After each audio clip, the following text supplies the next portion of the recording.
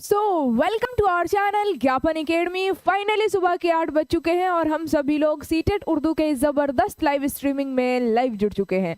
और सबसे पहले आप सभी लोग बता दीजिए कि क्या हमारी आवाज़ आप सभी लोगों तक पहुंच पा रही है। एवरीथिंग इज क्लियर नाउ और not? Tell me the chat section. अच्छे से दिखाई दे रही हूँ, सुनाई दे रही हूँ? एक बार जल्दी से चैट सेक्शन में बताइए।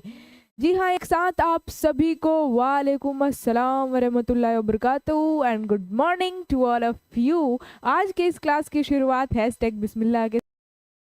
वीडियो रुक तो नहीं रहा है? एक बार बताइए। रुक तो नहीं रहा है? एक बार बताइए। टेक्निकल इशू तो नहीं है ना?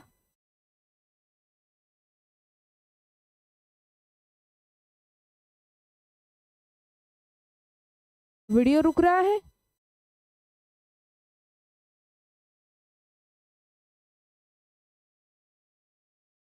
यस, चलिए ठीक है।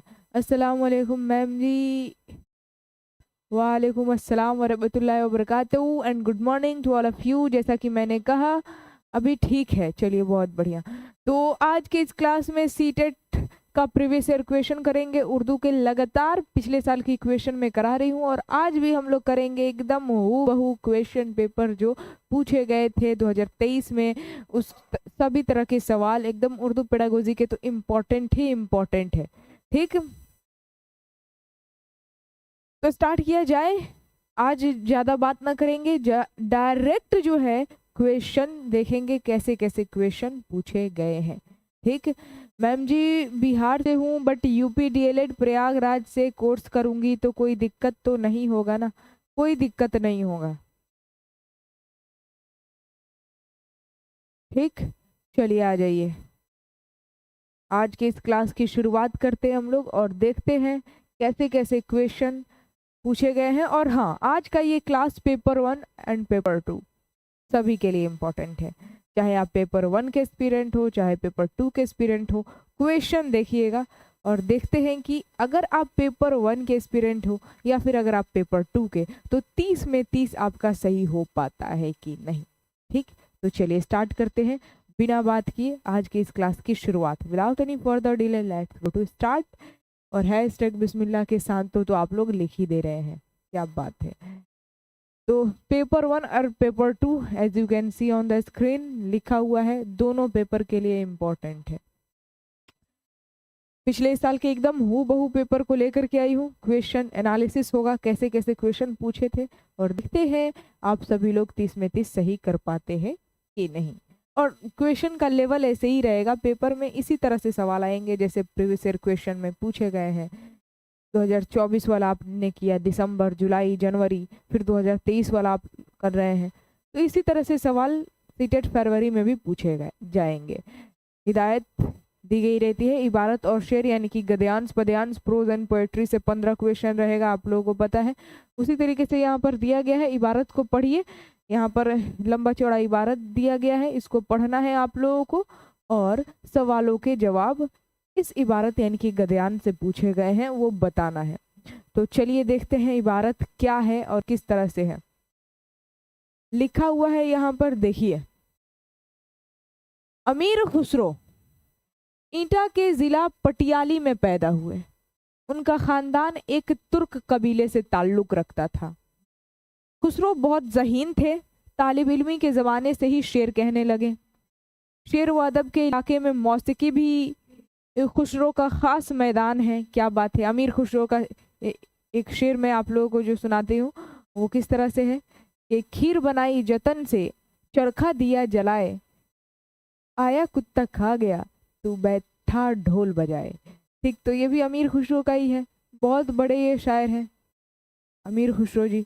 तो उन्हीं के ऊपर ये इक्तबास यानी कि गद्यांश है, इबारत। और देखते हैं आगे क्या लिखा गया है। उनके नाना इमादुल मलिक मौसीकी से भी ख़ास शगुफ रखते थे। उनके इलाका कुदरत ने उन्हें बहुत तेज़ दिमाग अता किया था।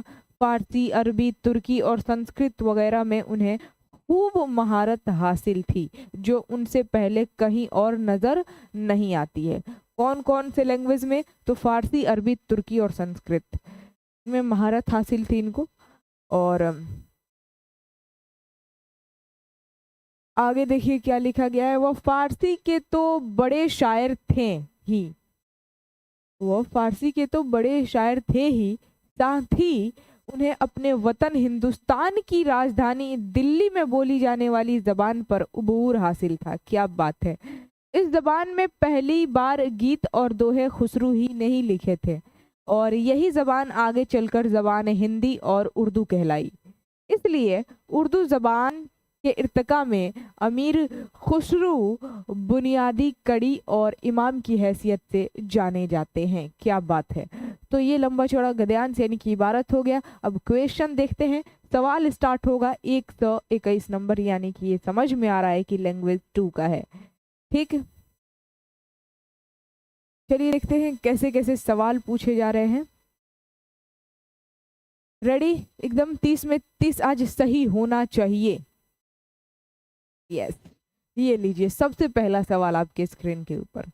अमीर खुसरो का खानदान किस कबीले से ताल्लुक रखता था?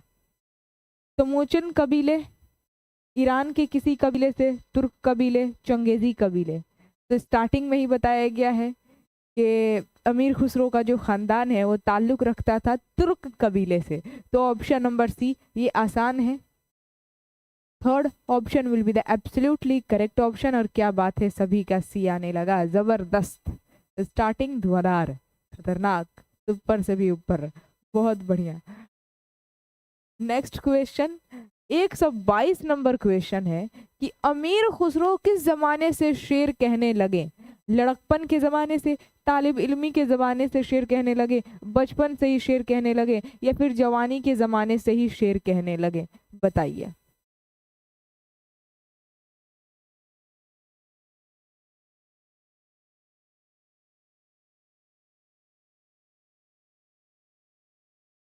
Option number B confirm lock कर दिया जाए। वेरी गुड, तालिब इल्मी के ज़माने से ही शेर कहने लगे थे, ये इबारत यानी कि गद्यांश में कहा गया है।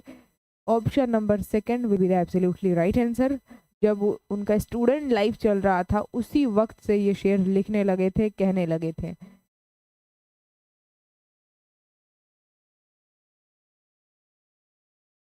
चलिए आगे बढ़ते हैं। अमीर खुसरो का शेर व अदब के इलाका खास मैदान क्या था?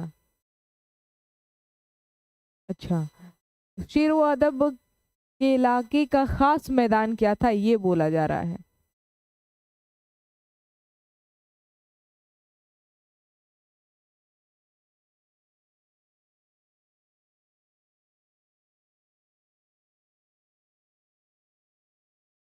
बताइए इसका सही आंसर क्या होगा। मौसीकी गलत लिख दिया है, थोड़ा सा यहाँ पर सुधार करने की ज़रूरत है। मौसीकी ऐसे रहेगा, लीजिए मौसीकी, क्योंकि इसमें कहा गया, इबारत में ही कहा गया है। देखिए मौसीकी की ही बात की गई है, उनका खास मैदान जो है वो ये है। देखिए शेर व अदब के इलाका मौसीकी भी खुसरू का खास मैदान है। तो मौसीकी हो जाएगा, मौसीकी का खास मैदान। तो ऑप्शन नंबर सेकंड जो बी लगा रहे थे आप लोगों का बिल्कुल सही है। Second option will be the absolutely right answer, मौसीकी। फिर है अगला सवाल आपके स्क्रीन के ऊपर कि अमीर खुसरो को किन जबान में खूब महारत हासिल थी? फारसी, अरबी, तुर्की और संस्कृत। अरबी, इब्रानी और पाली। हिंदी, तुर्की, फारसी, संस्कृत, बंगाली और अरबी। नहीं, बी सी डी नहीं होगा। फारसी, अरबी, तुर्की और संस्कृत, ये चारों के चारे लैंग्वेज की बात कही गई है। अमीर खुसरो को इन चारों भाषाओं पर महारत हासिल थी। तो ऑप्शन नंबर ए हो जाएगा। क्या बात है। नेक्स्ट क्वेश्चन, अगला प्रश्न आपसे पूछ रहा है कि बताओ कि अमीर खुसरो को कुदरत ने क्या अता किया था? फिक्र व एहसास अता किया था, तेज नजर अता की थी, अच्छी आवाज अता की थी, या फिर तेज दिमाग अता किया था?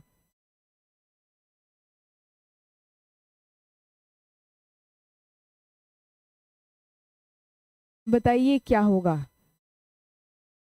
Yes, D. क्या बात है, सभी लोग, शिबू जी, जिक्रा परवीन, वेरी गुड, अफजल, हिना, शमा, एमडी मुख्तार, जबरदस्त। ऑप्शन नंबर डी, तेज दिमाग अता किया था। अमीर खुसरो को कुदरत ने, प्रकृति ने तेज दिमाग अता किया था। ऑप्शन नंबर डी हो जाएगा बिल्कुल सही आंसर। आगे बढ़ते हैं, अगला प्रश्न आपसे पूछ रहा है कि हिंदुस्तान की राजधानी दिल्ली में बोली जाने वाली जबान में अमीर खुसरो ने क्या क्या लिखा? गीत और दोहे, कव्वाली और नज़में, दोहे और गजलें, गीत और पहेलियां। तो इसका ऑप्शन नंबर ए, गीत और दोहे। Option number A will be the absolutely right answer. ठीक है, ये भी आसान है, गीत और दोहे लिखे थे। नेक्स्ट क्वेश्चन 127 नंबर है आपके स्क्रीन के ऊपर कि अमीर खुसरो किस जबान के इर्तिका में बुनियादी कड़ी और इमाम की हैसियत रखते थे?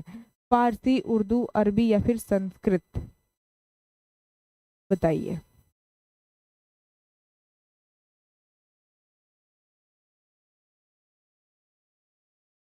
इसका क्या होगा?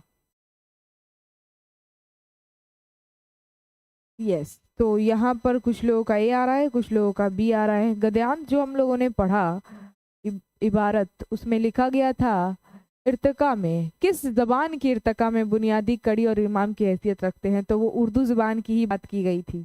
ए फारसी क्यों लगा रहे हैं? देखिए, यहाँ पर मैं आप लोगों को दिखा रही हूँ। यहाँ पर उर्दू जबान के इर्तिका में खुसरो बुनियादी कड़ी और इमाम की हैसियत से जाने जाते हैं। तो उर्दू जबान की बात की गई है, तो इसका क्या हो जाएगा? ऑप्शन नंबर सेकंड में दिया था उर्दू। यस, ये है सवाल। अमीर खुसरो की ज़बान के इर्तिका में बुनियादी कड़ी और इमाम की हैसियत रखते हैं, तो उर्दू। ऑप्शन नंबर सेकंड हो जाएगा बिल्कुल सही जवाब। आगे बढ़ते हैं, अगला सवाल। खास का मुतजाद क्या होगा? यानी कि अपोजिट वर्ड, उल्टा अर्थ रखने वाला शब्द। अहम, मामूली, मखसूस या फिर आम? तो ये भी आसान ही है। खास का आम होता है और आम का खास होता है, एक दूसरे के अपोजिट वर्ड हो गए, तो इसका ऑप्शन नंबर डी हो जाएगा। फिर है नेक्स्ट क्वेश्चन कि जबान की जमा यानी कि बहुवचन, प्लूरल क्या होगा? जबानों, जबानात, जबानियातों और जबानायतान।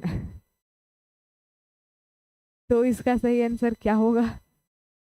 इनफैक्ट ये तो बहुत आसान सवाल है। जबान का अगर बहुवचन किया जाए, प्लूरल, तो ये हो जाएगा जबानों। Option number A will be the absolutely right answer. क्या बात है। अगला सवाल है यहाँ पर, ये 129 तक तो हो गया, वेरी गुड।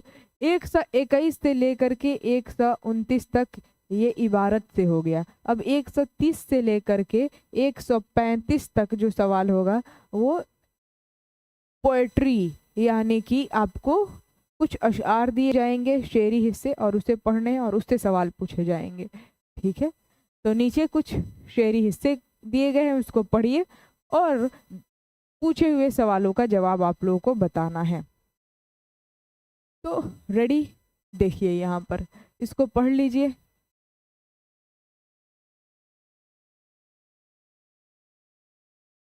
ये पूरा का पूरा शेरी हिस्सा यानी कि अशार है।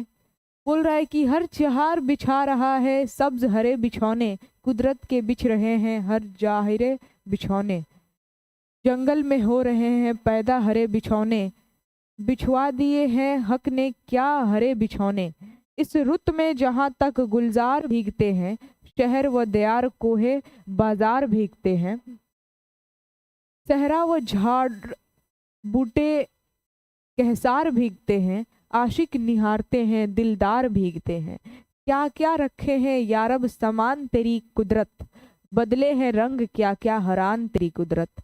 तो ये लंबा चौड़ा जो है, ये लंबा चौड़ा शेरी हिस्सा यानी कि अशार दिए गए थे। अब आप लोगों को बताना है, क्वेश्चन मैं आप सभी लोगों के बीच लेकर के आ रही हूँ। ठीक, 130 नंबर सवाल। हरे बिछौने से शायर क्या मुराद है? शायर का क्या मुराद है हरे बिछौने से? घास, सब्जा या फिर पौधे या फिर हरियाली?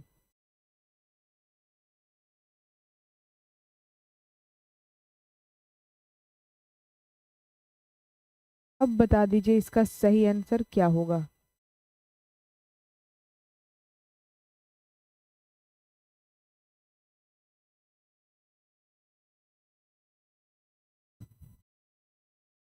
हरे बिछौने से शायर क्या क्या मुराद, शायर का क्या मुराद है? अच्छा, तो एक बार फिर से देखिए, ये स्टार्टिंग में ही ना कहा गया है, सब्ज मुराद है, हर चार बिछा रहा है सब्ज हरे बिछौने, कुदरत के बिछ रहे हैं हर जाहरे बिछौने, जंगल में हो रहे हैं पैदा हरे बिछौने, बिछवा दिए हैं हक ने क्या क्या हरे बिछौने। तो यहाँ पर जो है ना, सब्ज को कहा गया है, सब्ज को। हरे बिछौने से शायर का मुराद सब्ज है। Option number second will be the absolutely right answer. ठीक है, आगे बढ़ते हैं। अगला सवाल 131 नंबर। शायर ने, शायर के नजदीक हरे बिछौने किसने बिछवा दिए हैं? इंसान ने, बारिश ने, हक ने, या फिर बूंदों ने?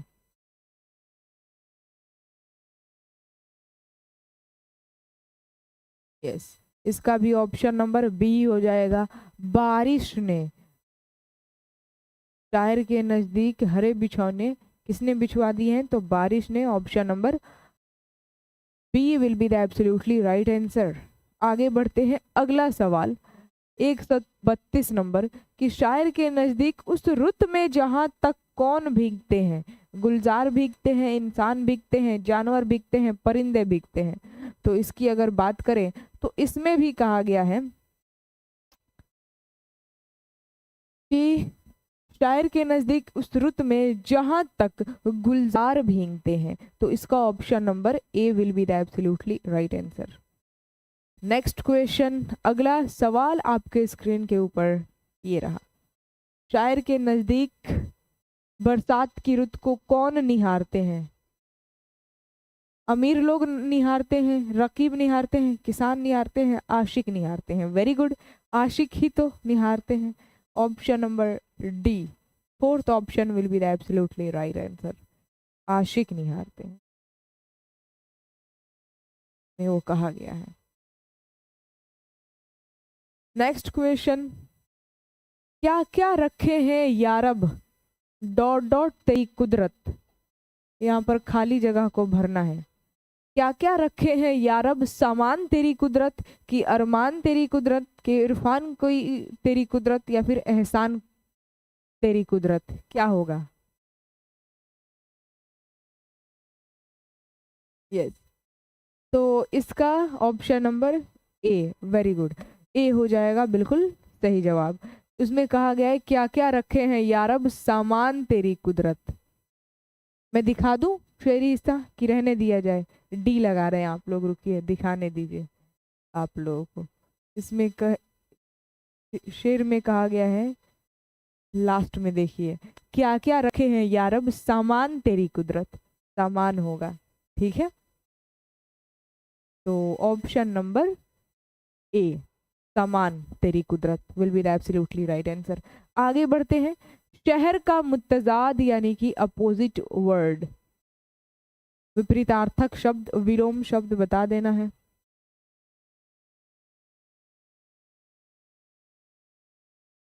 शहर का कस्बा, जिला, मुअज़्ज़ा, या फिर गांव?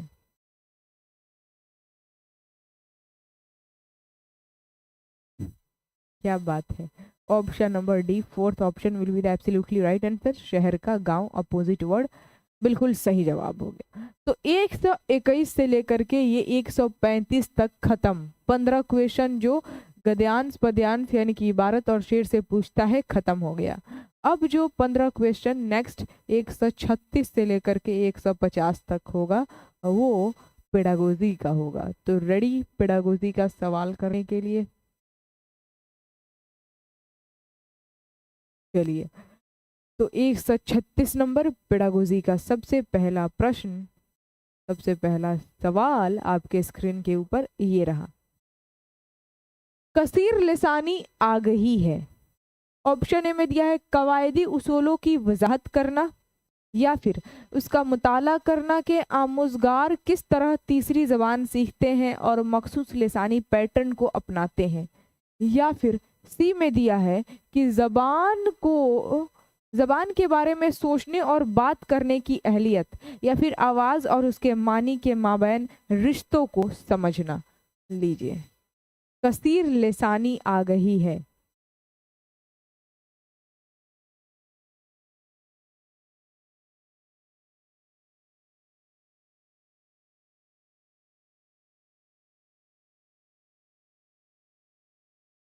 बी लगा रहे हैं आप लोग, क्यों? ऑप्शन नंबर बी लगातार क्यों आ रहा है?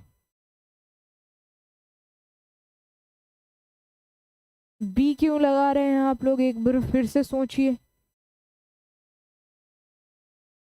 फिर से ऑप्शन को देखिए। कसीर लिसानी आ गई है, यानी कि मल्टीलिंगुअलिज्म, बहुभाषिकता। कवायदी उसूलों की वजाहत करना, नहीं ये तो नहीं होगा। इस उसका मुताला करना कि आमोजगार किस तरह तीसरी जबान सीखते हैं और मखसूस लिसानी पैटर्न को अपनाते हैं, ये कैसे हो जाएगा? ऑप्शन नंबर बी सुटेबल नहीं लग रहा है। कसीर लिसानी जबान को, जबान के बारे में, यहाँ पर थोड़ा सा गलत टाइप हो गया, जबान के बारे में सोचने और बात करने की अहलियत है। तो इस वजह से option number C will be the absolutely right answer होगा। ठीक है, डी तो नहीं होगा, आवाज और उसके मानी के माबैन रिश्तों को समझना, डी नहीं होगा।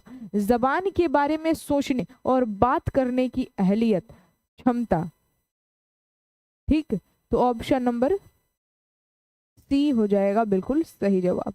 पूरा ऑप्शन नहीं दिखता है, चलिए अब मैं पूरा ऑप्शन दिखाऊंगी। 137 नंबर सवाल, अब इसमें चारों का चारों ऑप्शन दिख रहा है ना, बताइए, गलत नहीं होना चाहिए। वह मुनज़्ज़म अमल जहां उस्ताद पहले तलबा की परेशानियों की तशखीस करता है, ठीक है, और फिर मुनासिब डॉट डॉट तरीका अपनाता है। अब यहाँ पर खाली जगह पर क्या रहेगा? फिर मुनासिब ताउनी तरीका अपनाता है, कि हालाती तरीका अपनाता है, कि इस्तिखराजी तरीका अपनाता है, कि साख्तियाती तरीका अपनाता है।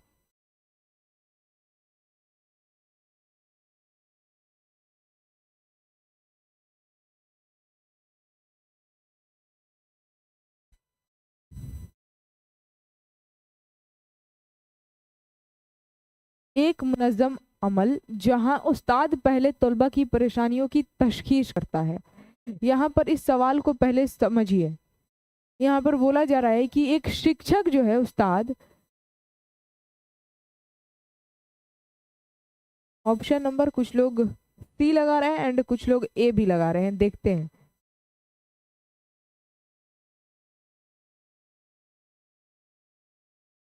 देखिए यहाँ पर बोल रहा है सवाल कि उस्ताद पहले क्या करता है, छात्रों की परेशानियों की तशखीस करता है, यानी कि जांच करता है, ठीक, और फिर मुनासिब डॉट डॉट तरीका अपनाता है। तो फिर ताउनी तरीका ही तो अपनाएगा, हालाती तरीका के, इस्तिखराजी और साख्तियाती तो नहीं होगा, कंफर्म है, इस्तिखराजी और साख्तियाती तरीका होगा ही नहीं। इस्तिखराजी तरीका तलबा की परेशानियों की जांच करने के बाद ताउनी तरीका तो ही अपनाएगा ना। ऑप्शन नंबर ए जो लोग लगा रहे थे उनका जवाब बिल्कुल सही है।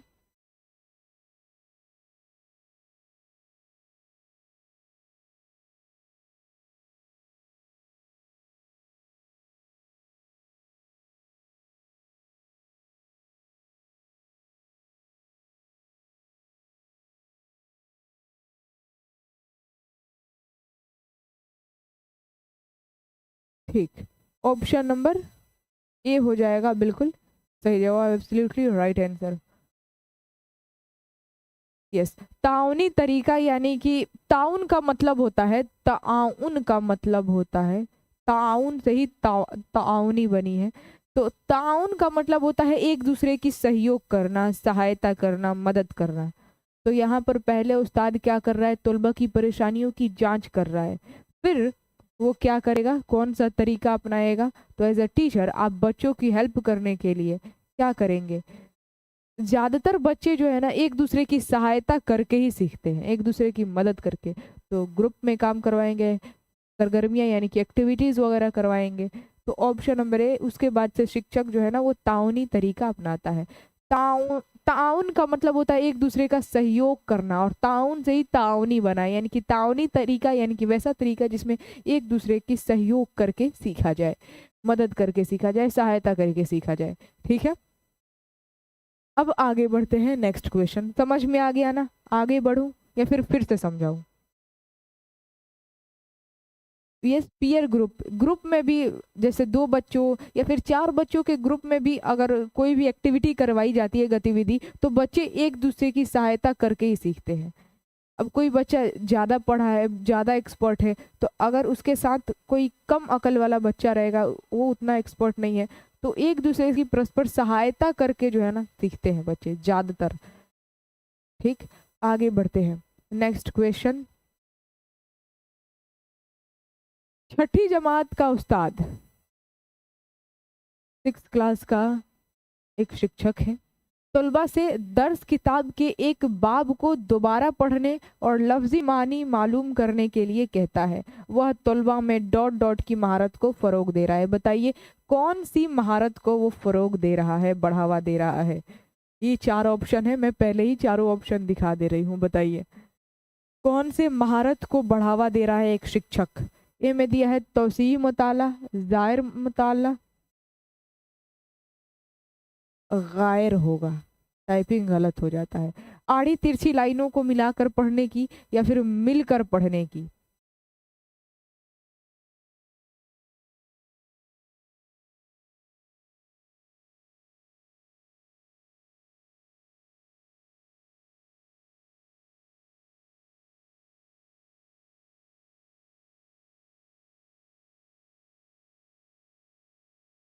बताइए क्या होगा? ऑप्शन नंबर ए बी, कुछ लोग ए भी लगा रहे हैं और बी भी लगा रहे हैं। हाँ, कंफर्म है कि ऑप्शन नंबर सी नहीं होगा और डी नहीं होगा। ए नहीं तो बी, इन्हीं दोनों में से हो सकता है। अब सवाल को फिर से पढ़ना पड़ेगा अगर आंसर सही ढूंढना चाहते हैं तो। छठी जमात का उस्ताद है, तलबा से जो सिलेबस का किताब है, सिलेबस की किताब के एक बाब को दोबारा पढ़ने के लिए कहता है। ठीक, और लफ्जी मानी मालूम करने के लिए कहता है, यानी कि जो चैप्टर है, जो पेज है, उसको दोबारा पढ़ने के लिए कहता है और लफ्जी मानी मालूम करने के लिए भी कहता है। इट मीन्स यहाँ पर वो चाहता है कि बच्चा जो है ना गौर से हर एक लफ्ज को ध्यान देते हुए, इसकी मानी को ध्यान देते हुए समझे और पढ़े। इसका मतलब ये क्या है? ये एक गायर मुताला है। ऑप्शन नंबर, यानी कि जो शिक्षक है वो बच्चे को गायर मुताला की जो महारत है उसको फरोग यानी कि बढ़ावा देने की कोशिश कर रहा है, ताकि बच्चा जो है वो गौर से पढ़े, हर एक लफ्ज का मानी समझते हुए पढ़े। लफ्ज का मानी मालूम करने के लिए कहता है, हर एक लफ्ज का मानी समझते हुए। Option number B will be the absolutely right answer. ठीक है, नेक्स्ट क्वेश्चन। नॉम चॉम्स्की के मुताबिक बच्चे पैदाइशी एतबार से जबान सीखने की सलाहियत रखते हैं क्योंकि वह डॉट डॉट सलाहियत रखते हैं। आलमी लफ्जियात की, आलमी कवायद की, या फिर आलमी साख्त की, या फिर आलमी बोली की? बताइए। नॉम चॉम्स्की का नज़रिया यानी कि सिद्धांत ये है कि बच्चे जब पैदा होते हैं ना, तो पैदाइशी उनमें सीखने की सलाहियत होती है। उनके दिमाग में एक डिवाइस होता है जिसको लैंग्वेज एक्विजिशन डिवाइस कहते हैं, LAD। तो बच्चे पैदाइशी सीखने की सलाहियत यानी कि क्षमता लेकर के आते हैं क्योंकि वह सलाहियत रखते हैं। किस चीज़ की क्षमता रखते हैं? आलमी लफ्जियात की, आलमी कवायद की, आलमी साख्त की, या फिर आलमी बोली की? ये आपको बताना है। क्या बात है। ऑप्शन नंबर लगातार खटाखट ऑप्शन नंबर बी, और कुछ लोग डी भी लगा रहे हैं, लेकिन बी ज्यादातर आ रहा है और डी भी आ रहा है। ऑप्शन नंबर बी हो जाएगा, आलमी कवायद की। B will be the absolutely right answer.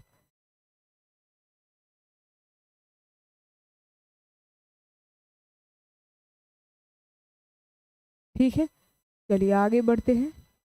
Universal grammar, very good, English में जरूर लिख लीजिएगा। यूनिवर्सल ग्रामर,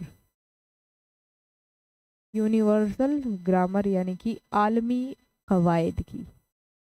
ठीक है, ये नॉम चॉम्स्की का नजरिया यानी कि सिद्धांत बड़ा इंपॉर्टेंट है और सही बात इन्होंने कहा था कि बच्चे जो है पैदाइशी सीखने की क्षमता यानी कि सलाहियत लेकर के आते हैं क्योंकि वह आलमी कवायद की सलाहियत रखते हैं, यूनिवर्सल ग्रामर की सलाहियत रखते हैं। फिर आगे बढ़ते हैं। नेक्स्ट क्वेश्चन 140 नंबर, ये बहुत लंबा क्वेश्चन है। सबसे पहले क्वेश्चन को पढ़ते हैं। दर्ज झैल में से कौन जबान के एतबार से जरूरतमंद माहौल के लिए दुरुस्त है? अब 4 ऑप्शन बहुत ही लंबा लंबा है। सबसे पहले मैं चाहूंगी एक बार क्वेश्चन को आप लोग फिर से पढ़ लीजिए।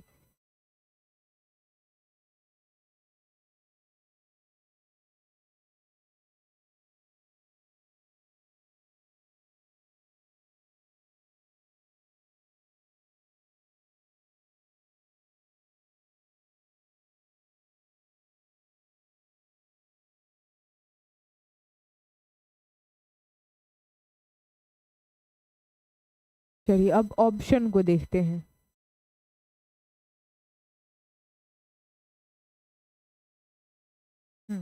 साइड हो जा रहे हैं। चलिए,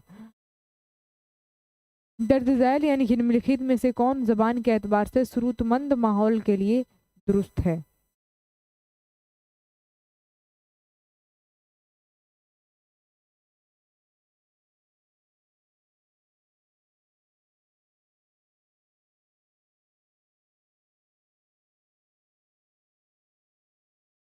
देखिए, ऑप्शन ए में दिया है यह स्कूली तालीम के दौरान मुख्तलिफ तहजीबों के सीखने में मुआविन होता है।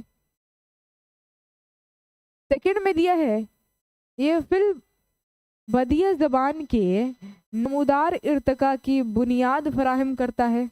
या फिर यह आमुज़गारों की मतनू ज़रूरतों को पूरा करता है। यह ज़बान के नज़रियात पर उबूर हासिल करने में मुआविन यानी कि सहायक होता है।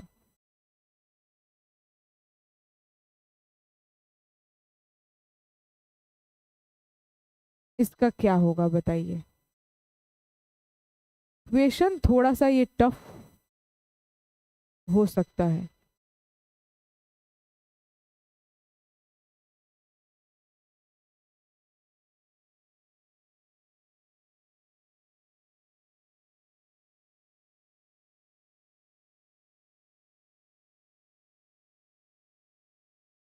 ये क्वेश्चन जो है ना, हालांकि ऑप्शन में भी इसमें थोड़ा सा कहीं ना कहीं मिस्टेक है।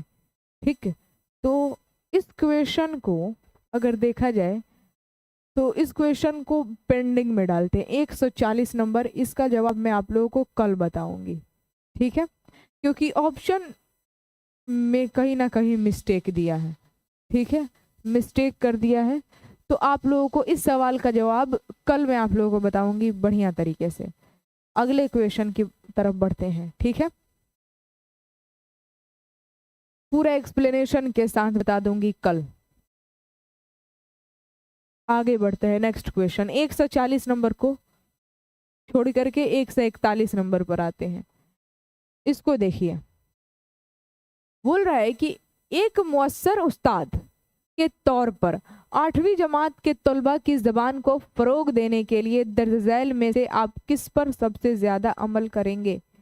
यानी कि आप एक अनुभवी उस्ताद हैं, शिक्षक हैं, और शिक्षक के तौर पर 8वीं क्लास के छात्र की ज़बान को यानी कि भाषा को बढ़ावा देने के लिए दर्ज झैल में से यानी कि निम्नलिखित में से किस पर सबसे ज़्यादा अमल करेंगे आप? कौन सी एक्टिविटी है जिस पर ज़्यादा अमल करेंगे आप ज़बान को बढ़ावा देने के लिए? तो 4 ऑप्शन है और 8वीं क्लास का स्टूडेंट है यानी कि छात्र है। तो ऑप्शन ए में दिया है उनकी सतह को जानने के लिए मुस्तकिल टेस्ट लेंगे, या फिर निसाबी किताब से ज़बान की तदरीस करेंगे, या फिर उन्हें हदफ़ ज़बान में बातचीत और इजहार ख्याल को मौका फराहम करेंगे, या फिर कामों और सरगर्मियों में रीलिया का इस्तेमाल करेंगे। तो अगर देखा जाए तो इस सवाल का सही जवाब यस, ऑप्शन नंबर सी लगा रहे हैं। एकदम ज़बरदस्त आंसर है। उन्हें हदफ़ ज़बान में बातचीत और इजहार ख्याल को मौका फराहम करेंगे, क्योंकि जब तक मौका नहीं दिया जाएगा वो सीख नहीं पाएंगे। और क्योंकि 8 क्लास की बात कर रहा है कि शिक्षक के तौर पर आप 8वीं क्लास के छात्र को ज़बान को बढ़ावा देने के लिए कौन निम्न दर्ज झैल में से किस पर अमल करेंगे? तो इसी पर अमल किया जाएगा कि उनको जो भाषा सिखानी है उसमें बातचीत करने का मौका दिया जाए, और इजहार ख्याल यानी कि जो भी उनके अंदर ख्यालात है उसको उसका इजहार उसी भाषा उसी ज़बान में करें। तो इस तरीके से जितना जल्दी हो सकता है बच्चा उतना जल्दी सीखता है। ठीक है, तो option number C will be the absolutely right answer. आगे बढ़ते हैं, अगला सवाल, तश्कीली अंदाज़ा कद्र ताउन होता है। ए में दिया है क्लास में मुसाबकती माहौल पैदा करने में, या फिर तदरीस में उस्ताद की महारत के अंदाज़े कदर में, या फिर बेहतरी लाने के लिए आमुज़गारों को मेयारी फीडबैक फराहम करने में, या फिर हफ्ते में टेस्ट मुनाकिद करने में।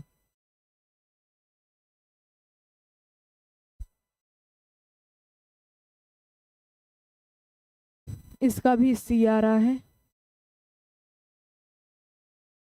Very good. तश्कीली अंदाज़ा कद्र ताउन होता है, यानी कि हेल्प करता है किस चीज़ में, बेहतरी लाने के लिए आमुज़गारों को मेयारी फीडबैक फराहम करने में, फीडबैक देने में। Option number C will be the absolutely right answer. ये तो तश्कीली अंदाज़ा कद्र यानी कि मूल्यांकन की बात हो गई। आगे बढ़ते हैं, अगला सवाल है, क्लास में बुलंद खानी एक ऐसा तरीका है, जोर जोर से पढ़वाते हैं ना जब आप बच्चों को, उसी को कहा जाता है बुलंद खानी। ठीक है, तो बुलंद खानी एक ऐसा तरीका है, ऑप्शन ए में दिया है, जो आमुज़गारों को तेजी से पढ़ने के काबिल बनाता है, या फिर बी में दिया है ये एक ऐसा तरीका है दरसी किताब को मिलकर पढ़ने के काबिल बनाने का, या फिर ये तरीका है आमुज़गारों को अपनी बारह के इंतज़ार का, या फिर ये तरीका है आमुज़गारों को रमोज़ व औकाफ के मदद से सही तलफ़ुज़ के साथ पढ़ने के काबिल बनाने का।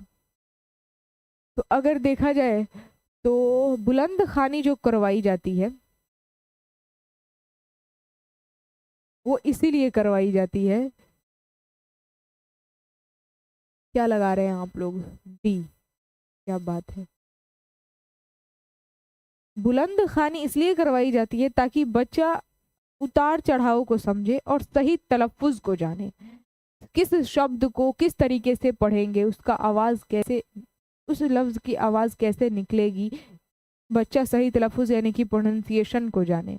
तो आमुज़गारों को रमोज़ औकाफ की मदद से सही तलफ़ुज़ के साथ पढ़ने के काबिल बनाना। ऑप्शन नंबर डी, बुलंद खानी का यही मकसद होता है, मेन मोटिव। ठीक, बिल्कुल सही आप सभी लोग लगा रहे हैं ऑप्शन नंबर डी। जोर जोर से पढ़ना वही बात है, बच्चे को किताब दे दिया जाता है, ऐसे होता था ना पहले, अभी भी होता होगा, इवन अभी तो मैं मदरसे में जाती नहीं हूँ, बट पहले होता था कि बच्चे पूरा बैठे रहते थे और बीच में मौलवी साहब खड़ा करा देते थे और किताब दे देते कि लो जोर जोर से पढ़ो। अब जोर जोर से पढ़ना होता था, अब उसमें कोई भी चिटिंग नहीं, अभी एक हर्फ भी गलती होगा ना, प्रोनाउंसिएशन में गलती अगर हो जाए तो फिर मौलवी साहब दूर से ही चिल्ला कर बोलते थे, मगरूर, मरदूद, ऐसे पढ़ा जाता है, ऐसे पढ़ो। तो वो इससे क्या पता चलता, बुलंद खानी इसी वजह से करवाई जाती है कि सही तलफ़ुज़ पता चले आपको। ठीक है, आगे बढ़ते हैं, नेक्स्ट क्वेश्चन। एक उस्ताद मुतवक्किल कलमकारों में लिखने की अच्छी महारतों को किस तरह फ़रोग देता है।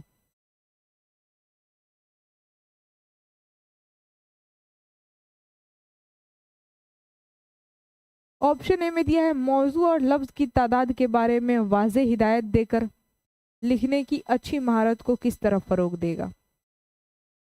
लिखने की अगर अच्छी महारत यानी कि कौशल को बढ़ावा देना है तो कैसे। ऑप्शन ए में दिया है, मौजू और लफ्ज़ों की तादाद के बारे में वाज़ेह हिदायत देकर। सेकंड ऑप्शन में दिया है, आमुज़गारों के कामों की तारीफ़ करके और मज़ीद बेहतरी के लिए मकसूद तबसरा करके। या फिर सी में दिया है, आमुज़गारों से खुशखत लिखने के लिए कहकर, या फिर आमुज़गारों को सिर्फ कवायदी गलतियों पर मुफस्सल फीडबैक दे करके। तो अगर देखा जाए तो इसमें सही ऑप्शन सुटेबल जो दिख रहा है, यस, ऑप्शन नंबर बी ही दिख रहा है सही देखा जाए तो, आमुज़गारों की कामों की तारीफ करके और मज़ीद बेहतरी के लिए मखसूस तबसरा करके। सुटेबल ऑप्शन नंबर बी ही दिख रहा है। बाकी ऑप्शन नंबर है, मौजू और लफ्ज़ों की तादाद के बारे में वाज़ेह हिदायत दे करके कैसे हो सकता है। लिखने की महारत को फ़रोग नहीं दिया जा सकता है। और बाकी खुशखत लिखवा कर तो बिल्कुल भी नहीं। और सिर्फ कवायद पर ध्यान देंगे तो भी नहीं होगा। ऑप्शन नंबर डी भी नहीं होगा, सी भी नहीं होगा। सही ऑप्शन नंबर बी ही दिख रहा है।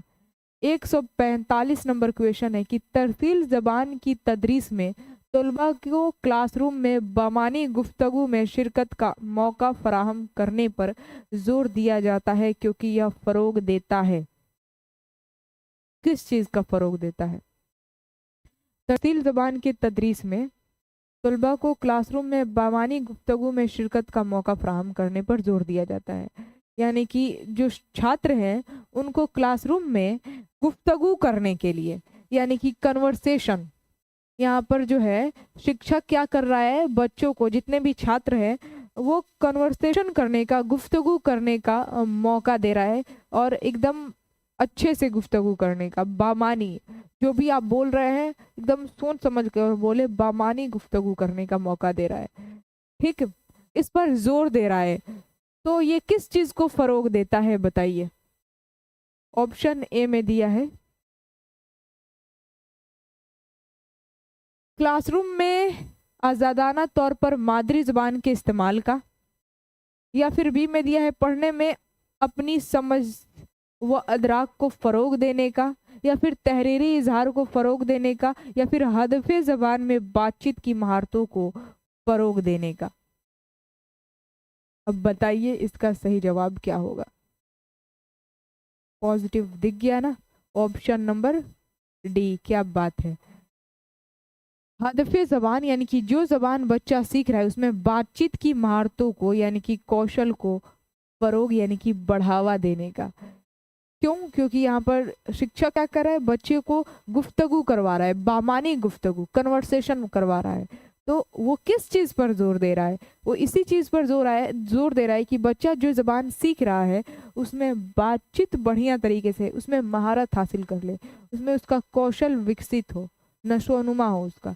तो ऑप्शन नंबर डी हो जाएगा बिल्कुल सही जवाब।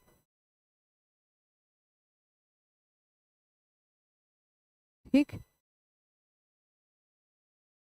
मैम आप पहले पूरा ऑप्शन दिखाया कीजिए। तो पूरा ऑप्शन दिखाती तो हूँ, यहाँ से तो 3 ऑप्शन ही दिखेगा आप लोगों को, फिर चौथा ये रहा। ठीक,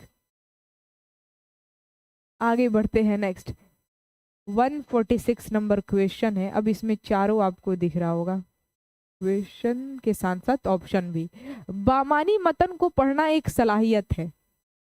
मानी को समझने के लिए मतन के तमाम लफ्जों को समझना, या फिर तहरीरी इशारों और अलामतों को उनके मामसल आवाज़ों में बदलना, या फिर रवानी के साथ पढ़ने के लिए हुरूफ को समझना और डिकोड करना, या फिर मतन से तामुल के जरिए मानी तामीर करना। यस, पॉजिटिव इसका भी ऑप्शन नंबर डी ही दिख रहा है। क्यों? क्योंकि ऑप्शन में दिया है कि मानी को समझने के लिए मतन के तमाम लफ्जों को समझना। ऑप्शन नंबर ए कट कर दीजिए, क्योंकि यहाँ पर बोल रहा है बामानी मतन पढ़ना एक सलाहियत यानी कि क्षमता है। जो चैप्टर है लिखा हुआ है उसको बामानी तौर पर आप पढ़ रहे हैं तो वो क्षमता है। मानी को समझने के लिए मतन के तमाम लफ्जों को समझना, ऑप्शन नंबर ए नहीं होगा। तहरीरी इशारों और अलामतों को उनके मुमासिल आवाज़ों में बदलना, नहीं, ऑप्शन नंबर सेकंड भी नहीं होगा। सिर्फ इशारों और अलामतों को ही आप बदलेंगे आवाज़ों में। रवानी के साथ पढ़ने के लिए हुरूफ को समझना और डिकोड करना, सी भी नहीं होगा। केवल हुरूफ की समझने से कुछ नहीं होगा।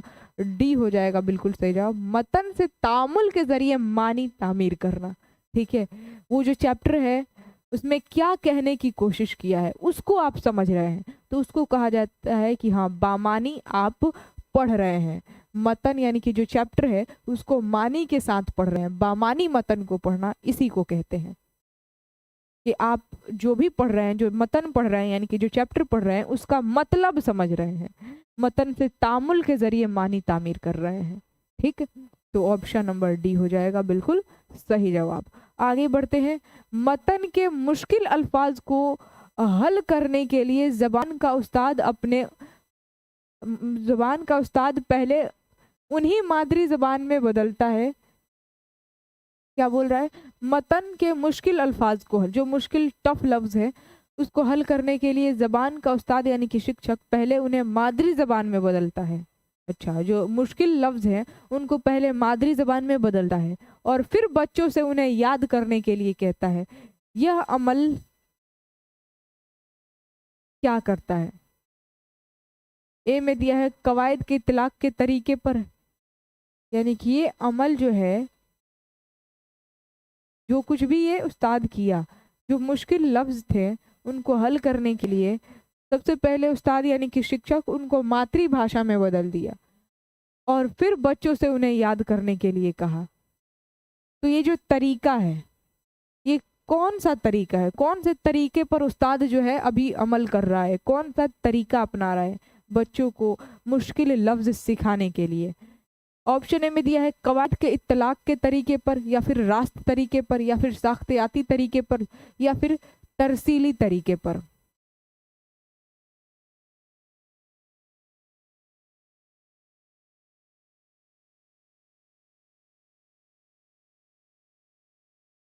ध्यान दीजिए वो क्या कर रहा है यहाँ पर। ऑप्शन नंबर डी गलती से मत लगा दीजिएगा। यस, डी तो आप लोग लगा ही रहे हैं। तरसीली तरीका जो लगा रहे हैं, ठीक, क्योंकि वहां पर मादरी जुबान की बात आ गई, इसी वजह से तरसीली आप लोग लगा रहे हैं। बात यही है, यही सोचकर आप लोग लगा रहे हैं ना, क्योंकि मादरी जुबान की बात आ गई, इस वजह से तरसीली तरीका लगा रहे हैं। लेकिन यहाँ पर देखिए तो मुश्किल अल्फाज को हल करने के लिए उस्ताद उन्हें मादरी जबान में बदल देता है। ठीक है, मादरी जबान में बदल देता है और फिर बच्चों से उन्हें याद करने के लिए कहता है। तो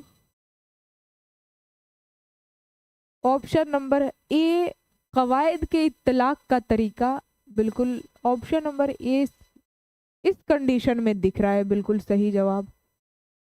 मादरी जबान में बदलता है और फिर बच्चों से उन्हें याद करने के लिए कहता है। तो कवायद के इत्तलाक के तरीके को ही एक तरह से अपना रहा है। यस, ऑप्शन नंबर ए होगा। ए लग रहा है। अब बी तो बिल्कुल भी नहीं होगा, रास्त तरीका डायरेक्ट मेथड नहीं होगा, और सी भी नहीं होगा। या तो ए होगा नहीं तो डी होगा, इन्हीं दोनों में से हो सकता है। रास्त तरीका डायरेक्ट मेथड इसलिए नहीं होगा क्योंकि मादरी जबान की हेल्प हो रहा है यहाँ पर। Yes, A will be the absolutely right answer. कवायद के इत्तलाक, क्योंकि यहाँ पर बदलता भी है उस्ताद, अगर बदलेगा भी मादरी जबान में, जो मुश्किल अल्फाज है उसको मातृभाषा में बदलेगा तो कवायद के लिहाज से ही ना बदलेगा एक तरह से। तो कवायद के इत्तलाक के तरीके को ही अपना रहा है, फिर बच्चे को दे रहा है कि लो इसको याद करो। ठीक, चलिए ऑप्शन नंबर ए। और बाकी डी में तरसीली तरीका भी दिया है।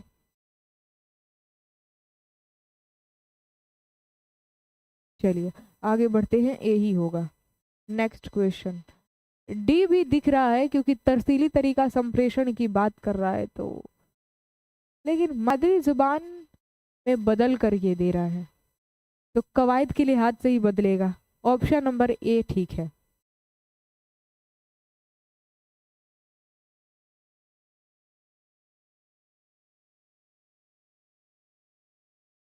चलिए आगे बढ़ते हैं, नेक्स्ट क्वेश्चन।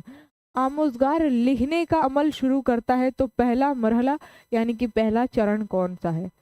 गौर व खोज, मसौदा तैयार करना, एडिटिंग, या फिर नजरे सानी? कंप्लीट तैयार हो जाने पर ना नजरे सानी किया जाता है, तो ऑप्शन नंबर डी तो नहीं होगा, एडिटिंग भी नहीं होगा। मसौदा तैयार तब किया जाता है, सबसे पहले आप टॉपिक सेलेक्ट कर लें, तो इसका ऑप्शन नंबर ए। ठीक, option number A will be the absolutely right answer. आमोजगार लिखने का अमल शुरू करता है तो सबसे पहला जो चरण होता है वो गौर व खोज, टॉपिक को सिलेक्ट करेगा। Yes, option number A will be the absolutely right answer. फिर है 149 नंबर क्वेश्चन कि आमुज़गारों के अंदाज़ा कद्र के दौरान ज़बान के उस्ताद को सबसे ज़्यादा तवज्जो देनी चाहिए। आमुज़गार यानी कि जो छात्र है उनके मूल्यांकन के दौरान, इवैल्यूएशन के दौरान ज़बान के जो शिक्षक हैं सबसे ज़्यादा किस चीज़ पर तवज्जो देनी चाहिए, बताइए। ऑप्शन ए में दिया गया है कि आमुज़गारों की कारकर्दगी के बारे में मालूमात जमा करने के मुख्तलिफ तरीकों के इस्तेमाल पर जोर देना चाहिए, या फिर यूनिट टेस्ट लेने और उनके कारकर्दगी को आंकने के लिए उसका रिकॉर्ड रखने पर जोर देना चाहिए, या फिर ज़बान टेस्ट पर तवज्जो देने और अंदाज़ा कद्र करने पर जोर देनी चाहिए, या फिर प्रोजेक्ट वर्क पर जोर देनी चाहिए। क्या बात है। ऑप्शन नंबर ए आप लोग लगा रहे हैं। आमुज़गारों की कारकर्दगी के बारे में मालूमात जमा करने के मुख्तलिफ तरीकों के इस्तेमाल पर जोर देना चाहिए। ज़बरदस्त। ऑप्शन नंबर ए यही बेस्ट लग रहा है। अंदाज़ा कद्र यानी कि मूल्यांकन में सबसे ज़्यादा आपको जोर देना चाहिए। जितने भी बच्चे हैं उनकी कारकर्दगी के बारे में मालूमात जमा करें और मुख्तलिफ तरीकों का इस्तेमाल करें। आगे बढ़ें। लास्ट क्वेश्चन 150 नंबर है कि ज़बान की आमोजिश के बारे में कौन सा बयान दुरुस्त है, यानी कि भाषा के अधिगम के बारे में कौन सा बयान सही है, कौन सा कथन सही है। ऑप्शन ए में दिया है दूसरी ज़बान की आमोजिश के दौरान अहले ज़बान की तरह हमें अल्फाज याद करने चाहिए, या फिर पहले ज़बान दूसरी ज़बान की आमोजिश में मक्ल होती है। सी में दिया है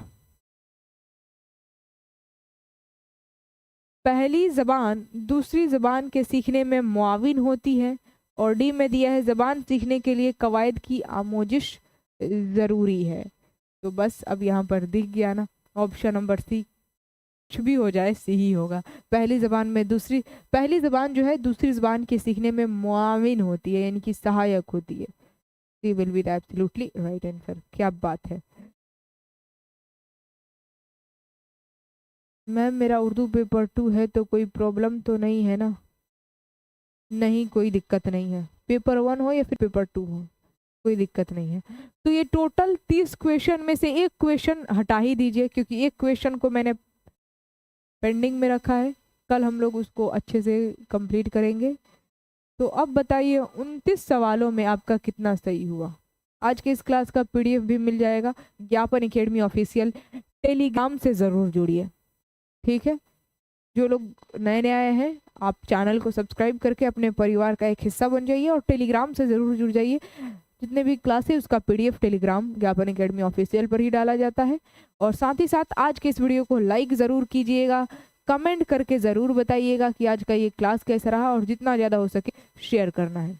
यस 29 मान सकते हैं। 29 में 28 शाइस्ता परवीन ज़बरदस्त, और 29 में 28 कुलसुम ज़बरदस्त।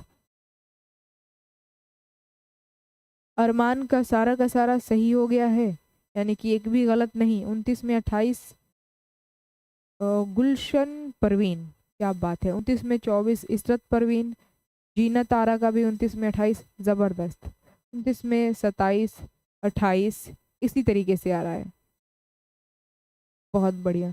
तो आज का ये जो क्लास है ये कैसा रहा, आपका कितना सही हुआ कितना गलत हुआ, ये कमेंट बॉक्स में ज़रूर लिख करके बताइएगा, ताकि हमेशा के लिए कमेंट बॉक्स में ये निशानी बने रहे कि आज के इस क्लास में आपने इतना सही किया था। और साथ ही साथ शेयर ज़रूर कर दीजिएगा। आप लोग के कांटेक्ट में जितने भी लोग हैं एक बार ज़रूर शेयर कीजिए। वीडियो को मैंने बीच में लाइक करने के लिए भी नहीं कहा था, तो जो लोग नए नए होंगे वीडियो को लाइक ज़रूर कर देंगे, ठीक है, अभी। और जो लोग लाइक पहले से ही नहीं किए हैं वो लोग भी लाइक ज़रूर कर देंगे, और जितना ज़्यादा हो सके शेयर कर देंगे, ठीक है। शिबू जी का कहना है आज का क्लास बहुत शानदार लगा मैम जी, ऊपर से ऊपर क्लास लगा आज का, you are the best teacher. क्या बात है, थैंक यू शिबू जी। और जितने भी हमारे यहाँ पर जुड़े हुए एस्पिरेंट हैं, अपने फैमिली मेम्बर है, एक बार वीडियो को शेयर ज़रूर करेंगे। आपके कांटेक्ट में जितने भी लोग हैं चाहो तो शेयर कर दीजिएगा, लाइक वगैरह नहीं किए हैं तो ज़रूर कर दीजिएगा। अब मिलेंगे इसके हम लोग नेक्स्ट क्लास में नए एनर्जी नए मोटिवेशन के साथ। तो चलिए विदा लेती हूँ मैं आप सभी लोगों से। हंसते रहिए, मुस्कुराते रहिए, स्वस्थ रहिए, मस्त रहिए, खुशहाल रहिए अपने जीवन में। और वीडियो को लाइक शेयर वगैरह करके कमेंट बॉक्स में ज़रूर लिख करके बताइए कि आज का ये क्लास कैसा रहा। ठीक, बाय बाय, टेक केयर, जय हिंद और खुदा हाफिज़।